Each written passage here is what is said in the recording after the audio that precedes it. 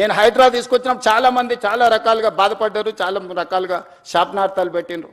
కానీ ఈరోజు ఏ లేక్స్ అయితే మేము రిస్టోర్ చేసినామో ఆ లేక్స్ని ఈరోజు అభివృద్ధి చేసి ప్రజలకు అంకితం చేస్తున్నప్పుడు వేలాది మంది వచ్చి మన కుక్కట్పల్లి నల్లచెరువు ప్రారంభోత్సవానికి పోతే బిల్డింగ్ల మీద నుంచి వేలాది మంది నేను రోడ్డు మధ్యలో వెళ్తుంటే ఏదో పక్క దేశంతో యుద్ధం చేసి మనం సాధించి వస్తే వచ్చినప్పుడు వెల్కమ్ చేసినట్టు, లేకపోతే వరల్డ్ కప్ క్రికెట్ గెలిచిన ప్లేయర్ వస్తే వెల్కమ్ చేసినట్టు కాలనీలో అందరు ఆడపిల్లలు పెద్దలు అందరు వచ్చి స్వాగతం పలికాను.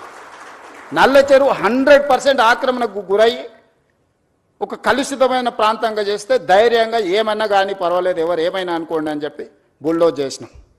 బుమ్రక్ దౌలా ఈరోజు ఓల్డ్ సిటీలో మన సర్దార్ వల్లభాయ్ పటేల్ అకాడమీ ఎదురుగ్గా ఒకప్పుడు ఆ బుమ్రక్ దౌలా నిజాం కుటుంబము తాగడానికి నీళ్లకు అక్కడ మెడిసినల్ ప్లాంట్స్ పెట్టి అక్కడ వాటర్ రిస్టోర్ చేసి ఫిల్టర్ బెడ్స్ పెట్టి వాటి నుంచి తీసుకొచ్చి అక్కడి నుంచే వాళ్ళ కుటుంబానికి తాగడానికి నీళ్లు తీసుకెళ్ళి అంత గొప్ప లేక్ని మొత్తం ఆక్రమించుకోవడమే కాబట్టి కలుషితం నిండిపోయింది.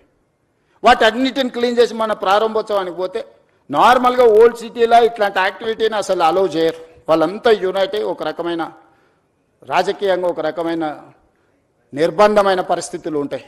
కానీ వాళ్ళే ముందుకు వచ్చి అక్కడ ఉండే ఎమ్మెల్యేలు ఎమ్మెల్సీలు ఎంపీలు అందరూ ముందుకు వచ్చి one of the best project మాకు ఇచ్చినావు, ఇంత అద్భుతంగా ఇది వస్తుందని మేము ఊహించలేదు.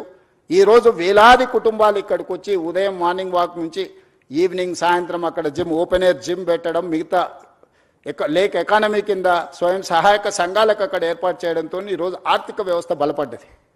ఆ పక్కన ఉండే వేలాది కుటుంబాలకు ఒక పర్యాటక కేంద్రంగా మారింది.